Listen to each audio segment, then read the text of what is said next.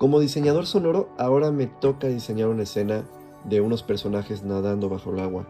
Y se me ocurre en esta cubeta interpretar estos sonidos que después van a ser ecualizados para que suene que están debajo del agua. Voy a hacer una grabación en XY estéreo y una grabación de escopeta para tener dos buenas referencias, todo grabado en la Zoom.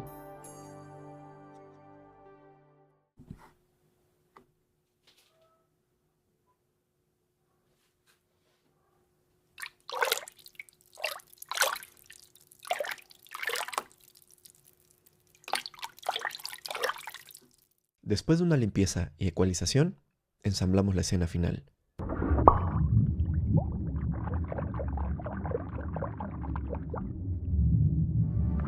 Gracias por mirar este video.